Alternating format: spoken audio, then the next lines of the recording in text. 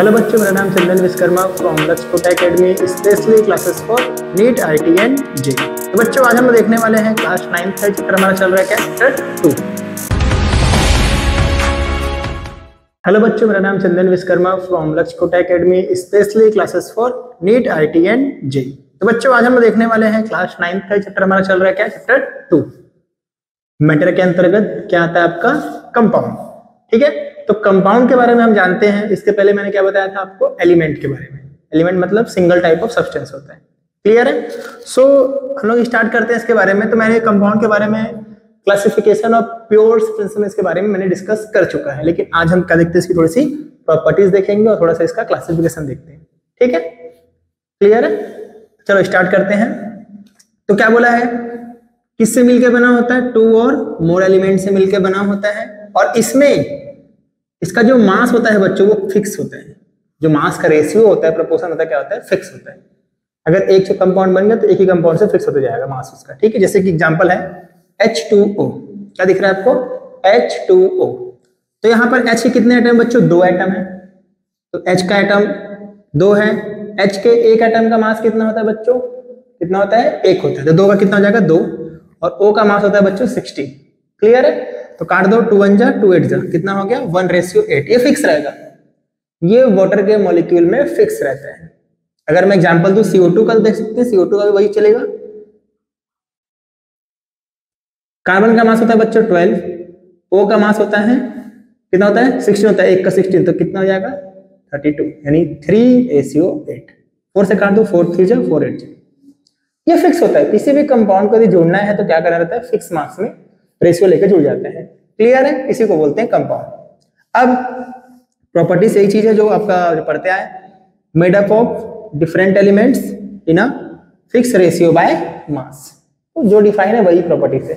अगला होमोजीनियस होता है, सब मिलने के बाद एक बन जाते हैं। अगला क्या है, the properties of a compound are different from its constituent. Single element को लेने के बाद जब कंबाइन करते हो तो उसकी प्रॉपर्टी और सिंगल एलिमेंट की प्रॉपर्टी अलग अलग होती है बच्चों, याद रखना इस चीज को। ठीक है, जैसे कार्बन का तो सॉलिड होता है, सॉलिड। ऑक्सीजन क्या है, गैस है। तो जब मिक्स होगा तो क्या बनता है, कार्बन डाइऑक्साइड। वो गैस बन गया पूरा का पूरा। समझ रहे हो? तो कार्बन जहां पे सॉलिड था वो अब क्या हो गया है, गैस में कन्वर्ट हो चुका है। आया समझ में? तो इसको बोलते हैं। अगला देखो बच्चों, it is formed by the chemical reaction between two elements. पता ही है ना, जब तक आप रिएक्शन कराओगे ही नहीं तब तक कहां से कंपाउंड बना लोगे। सही बात है कि नहीं?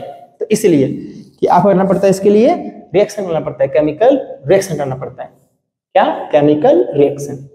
फिक्स रेशियो में होता है सब काम। क्लियर है? आगे समझ में? थोड़ा सा मैं बच्चों आपको हिंट करने वाला हूं, क्या, क्लासिफिकेशन ऑफ कंपाउंड। इसी में देख लो,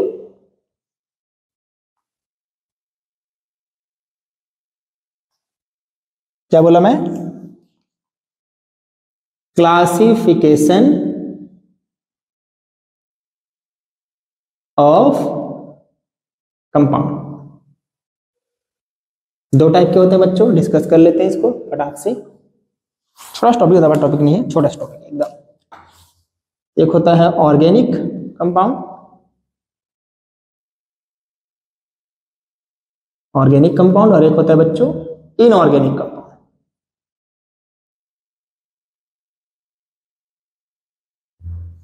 ठीक है, ऑर्गेनिक का मतलब होता है बच्चों कि जनरली जो बहुत सारे एलिमेंट से ना मिलता हो, किससे बनता हो, बस कार्बन और हाइड्रोजन से। ज्यादातर कंपाउंड इसी के मिलेंगे आपको।